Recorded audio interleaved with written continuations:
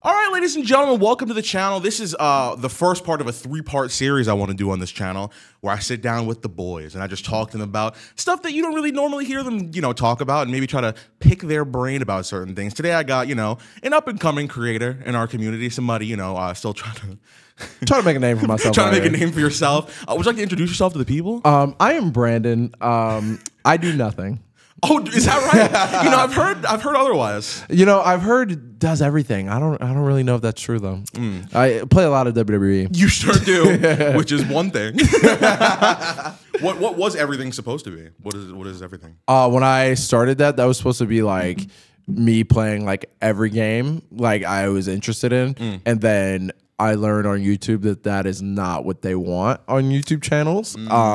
And then it showed. So I was like, you know what? I'll just focus on WWE. Some people get lucky. Some people get very lucky to do variety stuff, like maybe like a Wii player. You can play any Wii game. Yeah. You know what I mean? Yes, that's just the thing we happen to fall into. And the WWE fans are very like hardcore about WWE, or I mean wrestling in general. Or wrestling fans are very hardcore about wrestling. So like, it makes sense. It makes sense, especially the men.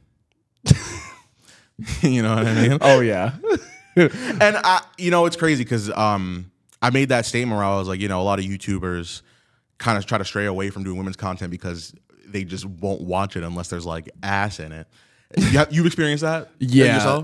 Women's, as unfortunate as it is, women's content just does not do well on my channel. And like, it's one of those things where I want to do it more often, and I know I can just record it and upload it, but at the same time, it is a business. So like, if it's not performing well all the time, I have to prioritize like the other styles of videos. But with that being said, I still should do more women's content, even because it's still fun, No, for sure. But I mean, again, this is our job too. You know what I mean? That's been a thing for me is like, I'd like to do it. Like I tried breaking that mold a couple of weeks ago. I tried doing like women's content for a week straight. First one, 9 out of 10. I think it's a 10 out of 10 now. Yeah. Because it just doesn't happen. But then on the flip side, you've seen it with my Reddit video thumbnails especially. Yeah. You put some voluptuousness in there. and the video that I made recently talking about, what I thought about women's wrestling and stuff like that. I called out my own hypocrisy for that. You know what I mean? Like my argument was more, we should never talk about like us finding people attractive. I think it's ignorant to not expect anybody to think about or have a crush on or think a female wrestler's hot. And all genders do it. Exactly. Exactly. But my issue was there's like the lack of balance between women being like talked about for their in-ring work and women being talked about for their body. You look up Seth Rollins on Twitter, you'll see all of his moves. You look up Lola Vice on Twitter, it's just butt. You know what I mean? It should be, for at least on the women's side, should be butt and in-ring stuff. You know what I mean? I just don't think there's a good mixture of both. And I called out my own hypocrisy for that because I use their bodies in like my thumbnails and stuff like that. But the argument I had was like, again, this is my job. You know what I mean? Like the goal for any video that we make is to make as much money as possible, not in terms of like a greed thing. This is our job. You know what I mean? So you kind of have to do stuff like that because statistically it works. You know what I mean? So it's really just about like how you phrase it in titles and thumbnails and stuff like that. Like if it's like I think there was one time I had Bianca Belair in one of my thumbnails, and I mean the thing was poking, but like it wasn't like I wasn't adding it in there for like views, if that makes sense. Like I was adding it because like it made sense and it like you needed that context to be understand what the video is about. Okay. But like it'd be different if you were like, I'm gonna bang this woman, like I think that's a little outrageous. Yeah, you know what I mean? Yeah, it's a weird conversation to have about things, but yeah, wrestling fans make things a little weird sometimes. What is your thought overall on like the wrestling community, like in terms of the people that watch wrestling, like just as a whole? Yeah, like as a fan base. I don't. It's a hard question to answer, only because like I've met a lot of different kinds of wrestling fans, so it's just I love the wrestling community. I think sometimes they can just be a little impatient. That's really my thing. I know, I get that. Because like, I feel like a lot of fans don't have the patience to just like see where a story goes. Like they're some, I should say some, but not a lot, but some wrestling fans are very quick to just shoot something down if they don't like what's happening on screen right now. And it's like, this is like a live product that they change all the time. It's like, just give it some time. Sure. So that's my only thing. You know, honestly, one of the like the most positive communities I've seen out there for a wrestling channel is yours, which is interesting because you know, I'll see a lot of like maybe criticism, but you know, some negativity. I'll see it on my channel, I'll see it on Aaron's channel, I'll see it on Brent's channel, I'll see it on people outside of the group too, just like regular YouTubers. Everyone gets it. That's just a normal part of YouTube. But I feel like your community is like overwhelmingly positive, and like it seems like a good community, which is interesting because you are the biggest creator in our community. You know what I'm saying? You and Chris, I guess. Mm-hmm. Do you think that's like a personality thing? Do you think that you've built that community based on who you are and like kind of how you present yourself? It might be. I'm very fortunate that my community is very chill and just like very easygoing for the most part. Like everyone that I've met in person has always been super nice. I get like, it's always people I can have a conversation with. Mm-hmm. So it could be a personality thing because like I know especially in my Reddit videos, I like to try my best to keep like a glass half full kind of mindset with things. Like I'll be very open and honest if I don't like something, but I will be willing to give it credit if I can just wait a couple of weeks to see where it goes. Sure. So I think a lot of it comes from just trying to have a positive mindset. That honestly, that's probably the best way to go about it. What I do, I feel like I've done a great job my whole career of towing the line of something that like sounds like it should be offensive, but when it's not. And I think I've towed that line of not being canceled forever. Not like, I don't think I've said anything that is cancelable for real, but if you watch my stuff, you're like, it's weird that he hasn't slipped up yet. And I don't, you know, because I don't think that I'm like necessarily a problematic person or anything like that. But, no, it's not even like problematic or like cancelable. It's more so just like every time I watch one of your videos, there's at least one moment where I'm like, Jaron, what the fuck? No, I got a lot of those. I got a lot of those little one-liners for sure. Do you feel pressure being the biggest YouTuber? I know we've spoken about before we went to Philadelphia, how you don't really view yourself as, let's say, like a celebrity in our like field. Mm-hmm. Man, Philadelphia, I mean, we all took a lot of pictures, but I mean, the people that came up to you especially, do you feel any pressure like with stuff like that? Not really. I feel like if I was like a wrestler, maybe there would be more pressure because like when I go out in public, I don't really get stopped like that. Like if I'm just going to Target, for example, it'll be like every 1 in 15 that I'll get stopped, right? And it'll be like one time. But like when we go to wrestling events, that's when like I'm really getting like swarmed and stuff because, you know, that's where the community is. So I don't really feel pressure. I think a lot of it just comes from me not still believing that I'm in the position that I'm in. Sure. So I think I just see it as like just me being grateful, really. That's good. No, that's a great way to go about it. The numbers that I've been getting lately, it's not something that I'm used to, especially because it's happened a little fast for me. Yeah, you've grown a lot, dude. No, genuinely. And honestly, I thank you for that because you've been a big part of that for real. Everybody in the group has. Yeah. And all the eyes lately that have been on me, I've just like been like, ooh, like it's just such like a quick jump that I haven't been like used to it yet. So like I'm like sometimes afraid to say the wrong thing, or I'm like sometimes afraid that I'm not like being myself. But I think I've managed to do it. Something else, and I'll never forget when I met Cornell. One of the first shout out Cornell. Hope he's doing well. One of the first conversations that we had together was how important it is for me to be like an example, considering I'm like one of the maybe 2 black YouTubers in the community. Yeah. There's not that many. It's me, you, and Deontay. Oh, and Locke. Locke didn't show his face for a little while. Everybody, yeah. Were you shocked he was black? Did you know when? Yeah, I was a little surprised. I saw him. I said, oh. I said, okay. So yeah, besides 4, and I'm sure there's, you know, obviously a lot of other black YouTubers out there, but in terms of the ones that we know and like the ones that come out to the 2K events, it's honestly not even Locke and Deontay sometimes. Yeah. Not Locke ever.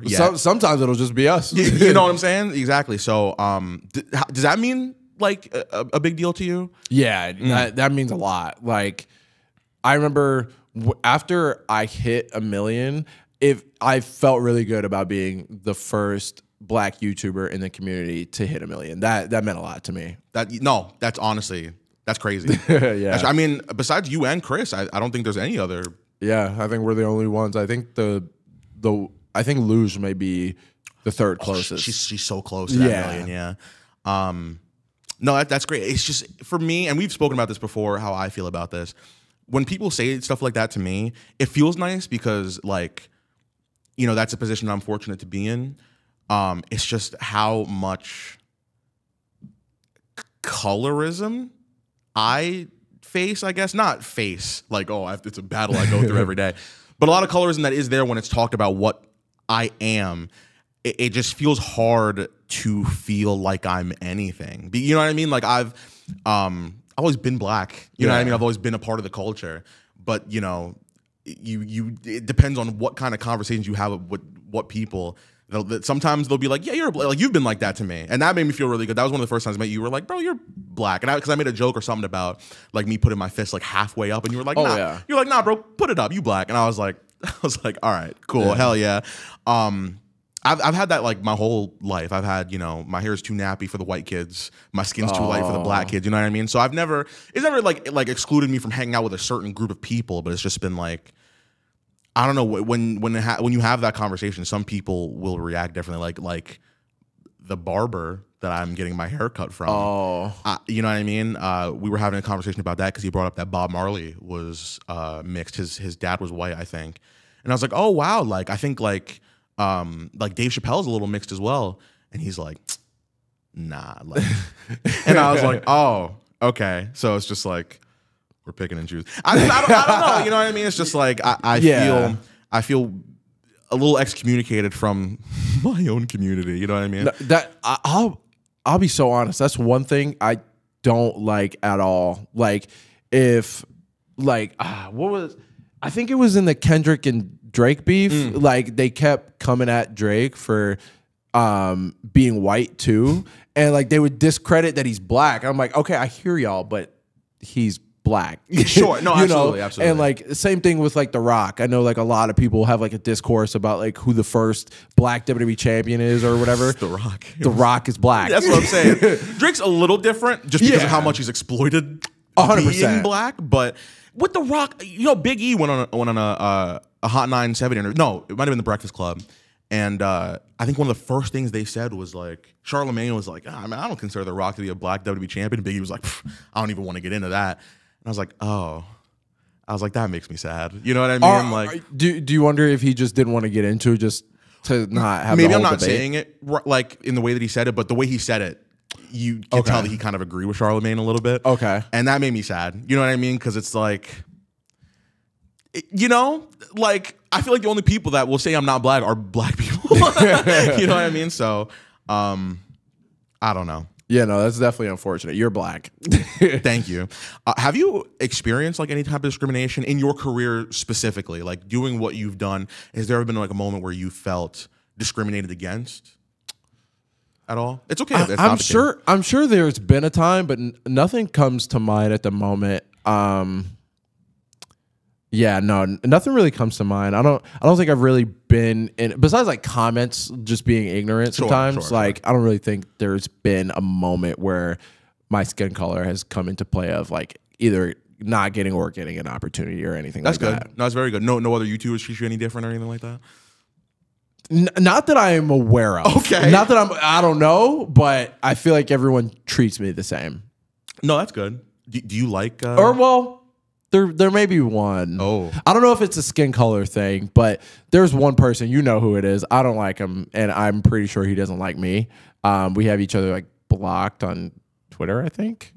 JD from NY. Oh. I don't like him at all. You know what the thing about that is? I didn't think you were gonna say it. That's great. You know what? We'll talk about it.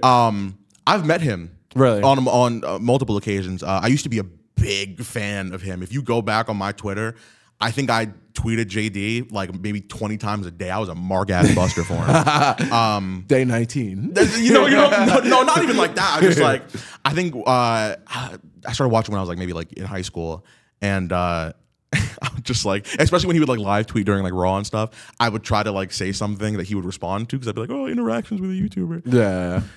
And then, you know, I just started like really hearing like stuff that he'd say, not even like anything, you know, racial or anything like that. It's just like a lot of the stuff he'll like, just the opinions he has, and he's entitled to them. I've just gone, like, it's kind of exhausting sometimes. Yeah. But then, you know, I met him. He's like the nicest guy in person. You know what I mean? But you wouldn't be able to tell that from online. And I don't know, even if, you know, at stuff like that, if it's like a facade or anything, but you hear stuff on, I have a clip on my phone of something he said, just in case we ever get into an argument on Twitter. I don't know if I showed it to you or not. It's not anything he said to me. It's just something he said on a podcast that I've been like, I'm scared to record that. You know, I don't necessarily hate him, but I don't think I like him either. Yeah. And that's all, honestly, I don't know him as a person. I've met him, but I don't really know him. And that's just based off of stuff he said.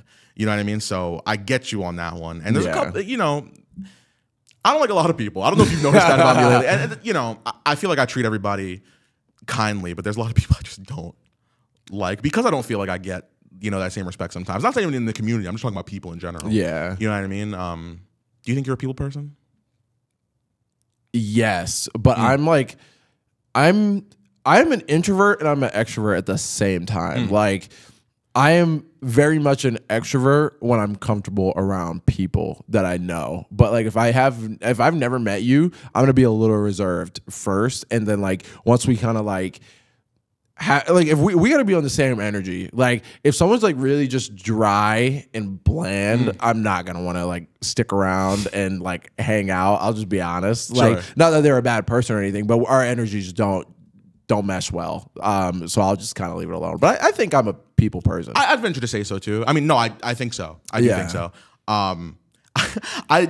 Whenever I meet somebody new or, you know, I feel like I'm an introverted person, sort of. You are definitely a people person. But yes, but when I meet people, you know, I'll be as nice to them as possible. I'll listen to them. I'll treat them with respect because that's what people deserve. You know, that's how I'd want to be treated. So that's how I treat other people. And you know, I don't ever not like somebody really before I meet them or you know anything like that. But sometimes, do you remember in Philly? When we met a lot of fans, and everybody was so cool. Nobody, nobody gave me an issue. Some people were like joking around, but that's, you know, whatever. I think it was after WrestleMania too, or something like that, where this kid was just talking to me, like and we were standing in a group, and he just went nuts. Dude, it was late at night too. Like we were all ready to, like, it was about that point where we're all about to disperse into our own rooms, like go to sleep, and he just would not leave you alone. There's there's certain times where it's okay for a fan, subscriber, whatever, to linger. That's completely fine. Like if we're having a genuine conversation, I would love to talk for a while, honestly. But like, I think I'm too nice to be like, hey, you know, I want to go to bed. No, for sure. That's why I didn't even say it to that guy. I was just like, and he was just like bragging the whole time about like his own stuff. Like, hey, my dad knows MVP or something. Shit like that. And I just, you know, whatever. I don't think he's like a bad kid or anything like that. I was just like, what are we doing here? You know what I mean? Like he was just excited to meet you. I think he just went about it the wrong way. No, for sure. And maybe that's not even the wrong way. Maybe I'm just being a little selfish when I say that, but it's just he was going. No, he was like bragging about like what he and his family can do in wrestling, and it was, even I was like sitting there like, oh, all right. Have you had people like try to talk themselves up because like I feel like some people think that impressing you, not even you specifically, just impressing somebody automatically is supposed to make somebody like somebody. You know what I mean? Yeah. I've seen a lot of that where it's like, I'm going to talk about all this stuff that I've done, and as a topic of conversation, we just met. Like, hey, I do this. I'm an entrepreneur. I have this much money. I've made this many. Like, why am I? I'm not going to talk to somebody like that off rip. You know what I mean? I feel like I've had that experience more so with like creators and wrestlers more than like fans or anything like that. Because like whenever like a fan will approach me and they'll ask, not like a favor, but they'll be like, you know, can we collaborate or whatever, they will come with like a genuine, like, you could tell it's genuine. They're like, this is the idea, et cetera, et cetera. But like sometimes with certain creators and wrestlers, it feels like they're trying to impress me, and I'm like, you don't need to impress me, right? You No, know? for sure. Speaking of the community, there has been a thing that has just been talked about forever, and this happens. It's not even in our field. This is just in any type of YouTube field where there's a problem with like people like taking ideas. I don't think I've ever had that done to me personally. Obviously, I think we've spoken to people that has just happened too. You know what I mean? I know Deontay tweeted once about him having an issue with that happen. What are your thoughts on it? Do you think it's like an actual problem, or or just what do you think about it in general? I feel like my view is a little more privileged than say your view or Deontay's view, because like I personally don't care that much if someone takes one of my ideas, because I'm really not like, I don't know how else to word it other than worried about it, because I don't think you can execute it the same way I can. And that's not even saying like I'll do it better, but I feel like since I have obviously myself, Red, and Michael. Red is my editor, and Michael is my creative director. Red is also a creative director as well. But since we have all three of us on the team, we have all three ideas just like bouncing at different times. So I feel like whatever someone else, like if someone copies me, it's not going to be the exact same. So I don't really mind it too much. Yeah, your style of videos, I don't even think people know about that too much. It's the most organized thing I've ever seen. And, you know, credit to you because it's worked out for you. It's made you as successful as you've been. The outlines. I don't even know if do people know about this? I really don't think people do. It's not something that I hide, but I don't think I've ever really like brought it up. That's crazy. Bro, you'll have, I mean, you already know it, but I'm just going to, you know, for the... you'll literally have bullet points about the structure of the video and what, if this happens, then this is gonna happen. I'm gonna say this, then we're gonna do the match, and then, you know, the conclusion. What it's so organized. Yeah. The way you make thumbnails is unbelievable. You just sit there on Photoshop and just and bang one out. Again, you have a team that I can't even imagine what that's like. And then of course, I mean, having another editor. Red's a great editor. Yeah, as that's well. my boy. You know, he's done a great job on your videos. It's crazy. And then, do you think that has helped the success, or do you think like if you had done any of that stuff on your own, it'd be sort of the same? I think if I would have done it on my own, it just would have taken a lot longer. Because like I don't like to edit. Like I always try to like. I think I'm usually like pretty hard on myself sometimes. So I thought me not liking to edit was me being lazy, and that's just really not the case. It's more so I just don't want to do that part of the job because that will burn me out. So having Red do the editing helps me, you know, do more of the creative and do the part of the job I love more. And Michael has been an incredible addition to the team. Like a lot of the vlogs, he helps a lot with the WWE vlogs because the thumbnails for those are crucial. And like you should see like the draft I come up with and then the idea he'll come up with. It'll be polar opposites, and we usually always go with his idea. Sure. So it's great having a team because like it takes some pressure off of you. I feel like that's another reason I don't have that much pressure as well, is because I have the team to kind of rely on as well. No, that's great, bro. We'll be at like again the vlogs. We'll be at the wrestling shows, and like maybe like if I'm in the video or something, you'll be like, hey, take a picture like this for the thing. I'll be like, all right, and it's so organized, and I just respect it so much. Yeah, because if I don't have structure, I'll be all over the place. Like nothing will get done. And that's fair because a lot of my videos don't have structure, and they're all over the place. So there you go. You've been training for wrestling now. It's been crazy to see the stuff you've been able to do in the ring. Just because when I look at, you know, YouTubers, I don't automatically think they could, you know, be athletic. I see them as somebody in a chair doing one specific thing. But then, you know, we're transitioning now, you guys especially, into doing in real life wrestling. You've been fantastic at it, by the way. Thank you. The athleticism that you had, and just the way you've been working on your body as well has been unbelievable. What's like a serious goal that you have in terms of what you want your wrestling career to be? in terms of like where do I like want to start, or like just what are goals I have in wrestling in general? Give me the biggest goal you have in wrestling that you think is actually attainable.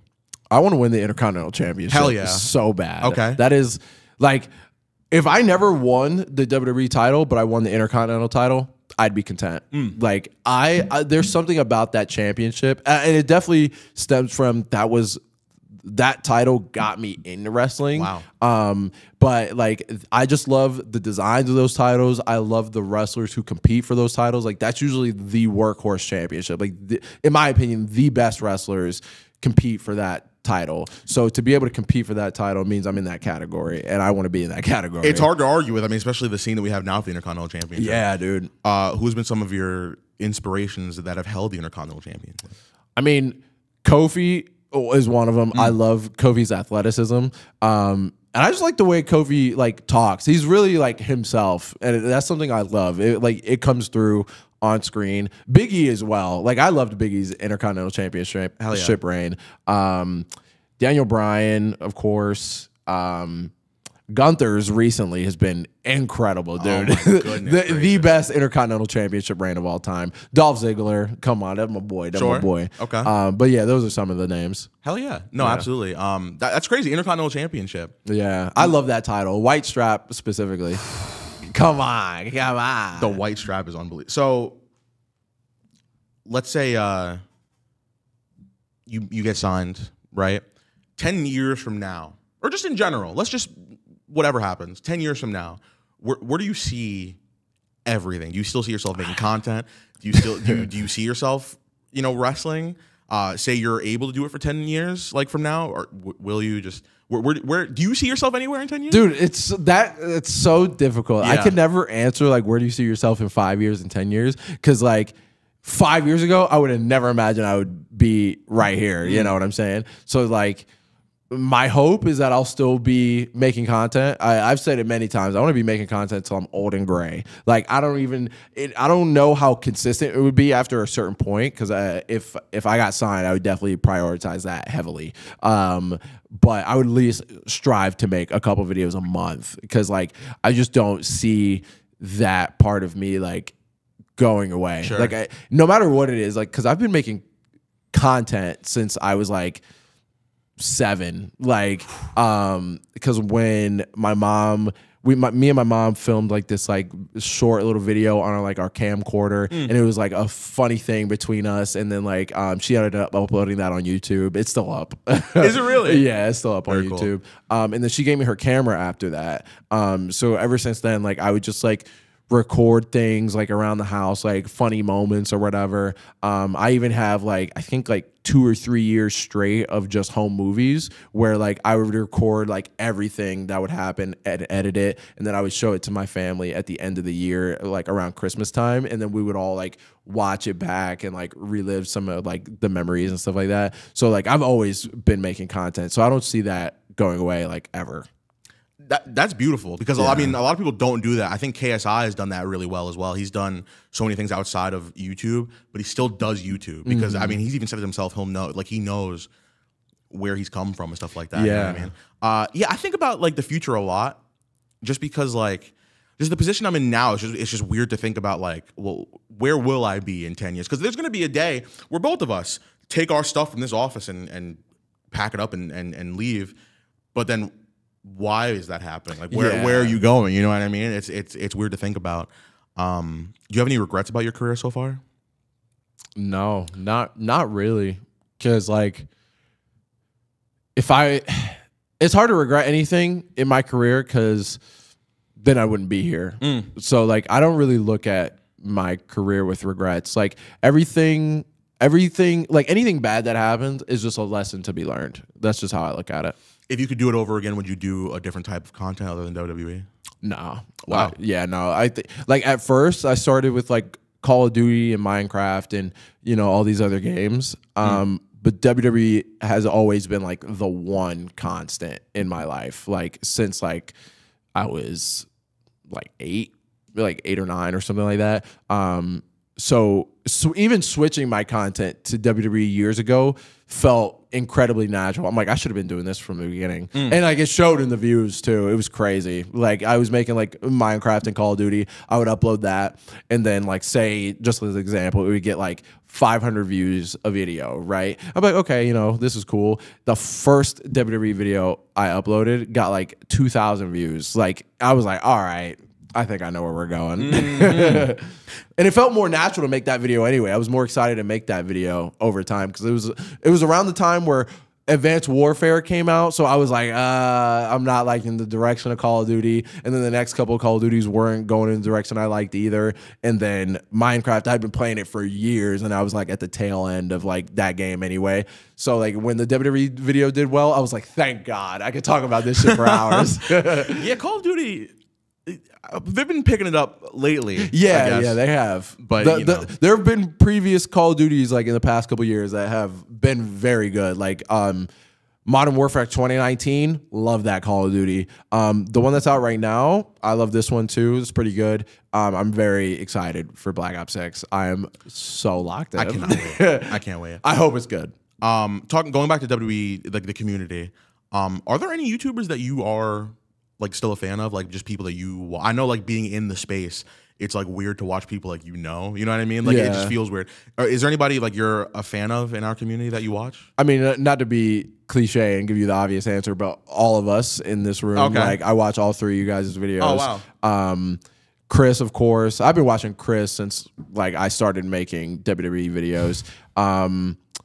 Murphs as well. Murphs is someone like I watch like consistently. I love the way he puts stories together. And Valen too. Like I've always kind of liked Valen's videos. Oh, and the twins, of course, the Haroon twins. Oh, of course. Yes. Those are just a couple of names, but yeah, I watch everybody. I know what everybody's doing. You got your eyes on. I got my eye on everybody in the community. It's weird because you've come up kind of with other people. Like the times that you've come up, other YouTubers have been like making their rise as well. I like new still. It's been so weird to interact because I don't really watch too much WWE content anymore. Admittedly, I'll watch, like you said, all of our stuff. But other than that, and that's real. I watch all of our stuff, but besides that, I don't really watch too many. I'll watch like some podcasts. You know, shout out Cultaholic, big podcast. I fuck with them. I watch wrestling content on YouTube more so to just see what my friends are doing. Sure. Like it'll be like if I'm like studying YouTube, then like at the end of the study session, I'll kind of like see what everyone's doing, and then I go watch what I'm like not actually interested in, but you know, like the stuff that doesn't have to do with wrestling like at all. Like Good Mythical Morning. I love me some Good Mythical Morning. Love some Good Mythical Morning. Johnny too, I want to give a shout out to. Johnny is a channel that I really like watching. New Legacy Inc. When I was growing up, the only wrestling channels I think I really watched were Pulse. And Wrestling with Regret, you know Brian Zane. So it's weird. It's weird because I feel like a mark. But like when I've seen him, when I met him, I was like, damn. I was like, this is somebody that I literally like was a teenager watching, and like I'm like, we're cool now. Like me and him are cool. You as well, because I mean I've known about VYBE, you know, since you guys started doing it, especially like when there was that big meteoric rise that the group had. It's just weird being here now. Yeah. Like a part of me really feels like, what the fuck? Like, how the hell did I get here? A lot of stuff had to happen for me to get here. You know what I mean? Like people that I know moving to the same state. That was crazy. Unbelievable. You know what I mean? Me getting invited to the 2K event and stuff like that. It's been weird. It's been weird because we talked about it before. In 2020 during the pandemic, I had like sent you an email being like, "Hey, look at this belt I have. You want to be on my channel real quick?" Like it's crazy that like it feels so weird. I need to see if that email is still like there. If you have it, that'd be great. It might be on my phone too. But wrapping it up, I don't know why I'm saying it like I'm an actual interviewer. To finish up here. It's just the last thing I have on the list. What's like? Do you have like a retirement plan? Like we don't have to talk about what it is or like what kind of stuff you're doing, but like what do you mean? Okay. So like I have like a Roth IRA and stuff that I can't touch until I'm like 60. Okay. But are you talking in terms of like career? Yeah, like once you do stop making content, do you have like a plan for like how you live the rest of your life after that? Because that's the biggest thing I'm nervous about as a creator. This is my full-time job. Like I don't have anything else, at least right now, because I'm doing YouTube. So if that were to all go away, how the fuck, what would I do? That scares me a little bit. I'd just be on my own, because it's not like, besides maybe whatever videos are still up on the channel that are getting views, you know, you don't get like a pension. You know what I mean? From being a YouTuber. So what kind of is? Have you thought about that at all? I have, and like I don't know if I will retire. Like, oh wow, and that obviously is just me thinking. I don't know the word to use, but thinking positively, I guess, because like, you know, life can happen. Like I was told by someone who's more wise than me that was like, just because you don't want to retire doesn't mean that you won't be forced to retire in some way. Like there's a lot of people who once they get older, they get like an injury or something like that, or an illness that forces them to retire. So if I'm not forced to retire, I don't think I really will, because like, wow, unless it's like I would retire from wrestling, of course. Obviously, you can't do that for the rest of your life. Sure. But in terms of like content, I would always be doing content or doing something in the film industry if I can get in there somehow. Like I would be too bored just sitting at home doing nothing. I would be so bored. Welcome back. We're playing W2K67. Actually, yeah. Speaking of that, I've randomly, since I've known you, the last it's almost been 11 months now that I've been here. I like discover stuff about you that I did not know before. The Forbes article written about you. Yeah. What the fuck? It's crazy, because that's another thing I respect about you, is that like you're not like a bragger. I just be chilling. You just be chilling. But bro, I'll see you on, because there was a time where I was like looking up information about you because of some challenge we were doing, and yeah, I saw a Forbes article. Like people were talking about your career, like even back in like 2018. You were in a music video? Yeah, 2 of them. That's fucking insane. So is there anything that like you've done? This is the time to brag. Is there anything that you've done that like maybe I don't know about, or that maybe the people don't know about, that is out there? I don't know if you know about it.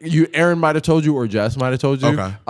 They were at my house, and I forgot that I found a newspaper that I was in, like on the front page of it, for the Forbes article kind of thing. So like I was in the Forbes article, and then when my local news station figured out about it, they wanted to write a story about me and like the Forbes article and stuff like that. So they put it on the front page, and then I think like if you flip to where the actual page is, there's like a dedicated like page to it. And I was like, that's insane. I think I was like 19. Wow. Yeah. So what do you attribute that to? Because were you were you as big as you were now then? Like just at the time still too? I think at that time when the newspaper came out, I had 175,000 subscribers. I think that's what the newspaper said. So compared to the other YouTubers in the community at that time, was that one of the highest? Yeah. Oh wow. I think it was. Like I don't remember exactly where I placed in that, but I was somewhere in the top 10. I think. Oh shit! Yeah, very cool. Yeah. What do you think? And this actually, I just realized I had something else written down here. What is the ceiling for WWE creators? Because you are the biggest in our community. So I think whatever the ceiling is, you're gonna hit it. So you know what I mean? What do you think? Do you think like any WWE YouTuber can get like a diamond play button one day? Do you think it's possible? 100%. Okay. I think it's just gonna take a while, just because like there's a lot of wrestling fans, right? WWE's YouTube channel has over 100 million. There is a way to get to 10 million. I just think it would just take a while, because it took a while to get to 1 million. Bro, the people that stop you at these wrestling shows, it's already astronomical. If you hit 10 million, it would be gross. We wouldn't be able to walk around. I think I would need security at that point. We'd put you like a mask on you or something. I'm not even kidding. No, for real. We should do that now. We need to do that now. Bro, it's unreal the amount of people that know who you. Bro, we walked like out of Five Guys the day you were on TNA, and fucking this older guy just sitting on a chair outside, nothing around him. He was sitting in like an empty, like the room that we're in right now. Imagine this room like outside, like hollowed out, where you can like see it from outside. It's just like it's like a nothing space. There's like dirt everywhere. Yeah, he's just sitting on a chair. He goes, I've seen the videos before. Crazy. Probably like a 50, 60-year-old man too. Like, and I forget that there's people of all ages that could watch. Right, you know what I'm saying? Right. Because like I'm always assuming it's like a kid or a young adult. Like that's usually the in between. But anyone older than that, it throws me off. It throws me off like crazy. Did it ever get overwhelming? Like, I mean, at the wrestling shows especially, like, do you feel it? Sometimes. Okay. You know what? Actually, I only feel it when I'm in the arena because I'm trying to get to my seat to film the vlog. Sure. And like, I do not like saying no to people for a picture. Like, and that just comes from a me thing. Like, that could be the last time this person ever sees me. I want to make sure they get a picture and like leave happy or with a good experience. But I'm also like trying to get to my seat. But if it's like at WWE World, I was fine. I didn't feel like overwhelmed at all. There was a lot of people at WWE World that I wasn't expecting that much there. Like in the arenas, I expect it, but anywhere else, it surprises me a little bit. We underestimate how much impact we can have on somebody's day for real. You know what I mean? Like people that have like the numbers that we will have. You know, people literally look up to us sometimes, like as like role models, like especially these little kids, most of which are the people that will come up to us in person. You know what I mean?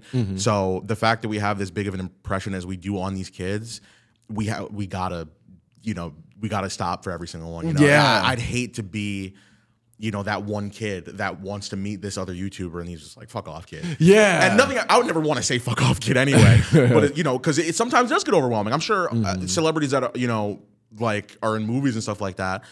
That's got to be wild. That's got to like someone like a Zendaya or something. That's got to be crazy. At some point, you got to just not, you know, see certain people. You know what I mean? And then those people be like, oh, Zendaya's a fucking dickhead. You know what I mean? So, no, it's crazy. It's crazy to see the people that do come up to you. Know when I felt it? When? Because not even for me. You know when I felt it for you?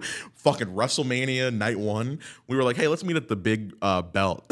Oh my God, yeah. You know, I sat by myself at Mania, so I walked out and I was standing there freezing cold outside that night. And I was sitting there like, man, like I wonder where they are. And I was like, fuck. I was like, it's probably, everybody's probably stopping them. So I was just sitting there like, yeah, that's not your fault. It's just funny because like that's how many people will come up and you know, I felt it for myself in Philly at WWE World and WrestleMania especially. There'd just be people that'd be like, hey, like I know who you are. I was at Applebee's once. Yeah, did I tell you this story? No, I don't think so. I was at Applebee's once and the girl I was seeing at the time.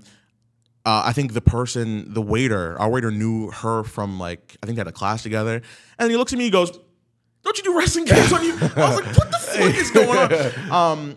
No, it's been cool. We're very fortunate to do what we do. Yeah. We really are. This job is a blessing. Like, dude, to be able to live the way we do, if you see it other than a blessing, I don't know what to tell you. This is not me trying to bring anybody down because I respect every hustle out there, but there are people that get up in like early in the fucking morning and like work hard, like manual labor kind of jobs for 8 hours a day, 5 days a week, and they'll make as much as we do, just bullshitting. Which is it's unbelievable. And like, have you seen the discussion like on? I seen it on TikTok more than anything, but it'll be creators trying to say that this is just as hard as like a regular job, and I do not agree. I do not agree. I don't think we don't work hard. I think we do work hard, especially like when it comes to making a video what it is. But comparatively to like being, I don't know, a doctor or anything, you know, no, because like this job is not easy, but it's not as hard as, like you just said, a doctor or like even a nurse, bro. Like they deal with so much BS throughout the day in a 12-hour shift. Like I think the most we do, like I think our longest days are like the podcast days. Maybe. Yeah. Like maybe if we're filming like VYBE videos and stuff. Sure. Because like I like to, in my own time, I'll like go home and like plan out my videos there sometimes. So that way when I come into the office, I can just film it and then do whatever I need to do, like finish it up at the office, right? But like I think that's about maybe 6 hours total of work, and it's not even work. It's not even work. It's weird to call it work when it started as a hobby, because it still is a hobby. It's just a hobby that happens to be my career, you know? It's unbelievable. It's really unbelievable. So shout out to anybody that does anything else, because I can't imagine doing it. Yeah. I can't. Yeah, last thing we'll say, what kind of advice do you have for creators out there? You've given a lot of advice. I know you've done like Q&As before. Is there anything maybe like new knowledge or just like overall stuff that will help somebody in their YouTube career?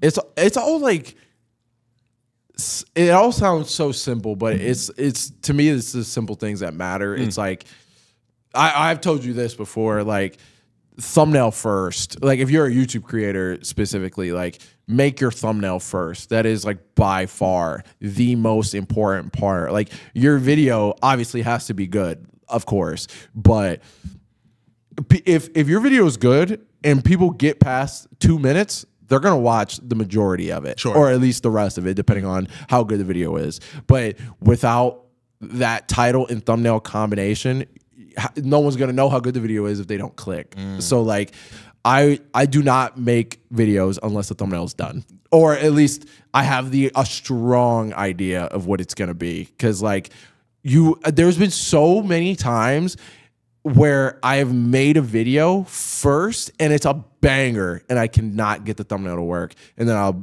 make the thumbnail anyway and it flops hard, but the video is amazing. But so that is one of the strongest pieces of advice, is to do your title and thumbnail first. No, for sure. You are the person I will always go to for YouTube advice. Obviously because of, you know, where you are, but it's just, bro, the knowledge you've accumulated over the years, just the classes you've took, the things that you've like monitored and studied, it's unbelievable. That's why I'm so grateful and fortunate, not to dick ride you or anything like that. It's not glazing. I'm glazing crazy. But I'm so, and again, we've spoken about how weird it is that I am here right now and all the things that had to happen. If my friend that I grew up with didn't move to Ohio, I wouldn't move to Ohio. And you guys just happen to be like 40 minutes away from where he was. You know what I mean? And I could have done anything. That situation could have happened, and I could have done any other kind of YouTube content. I could have not had the numbers that I did to get noticed by next makers at a time. But I've been so grateful just to be in this group, especially because, for one, my whole life, none of my friends like wrestling. You met the 3 friends that I have in Ohio besides you guys. None of them are even close to being wrestling fans. Brandon didn't know what a pinfall was. He said, there's a countdown. What the hell is that? So I've been fortunate because I've gained, not even just, people think like sometimes like we're coworkers, but all 3 of us are friends. Good, yeah. I'd venture to say good friends. I would agree. So getting 3 whole new friends in a city that, you know, I don't know too well, or I didn't know too well at the time. They all like wrestling. We all do the same thing. We all travel. It's been such a blessing, but also the advice you've given to me, and I use it. You know what I mean? Like, I know. I said make a Reddit video. You made a Reddit page that night, dude. Yeah, that's what I'm saying. Like, you have helped my career so much just based on the things you've told me. Not even bringing up the videos you've been in. This one being one of them. You know what I mean? But I've learned stuff about thumbnails, coloring, and stuff like that. How important titling is and how like short it should be and stuff like that.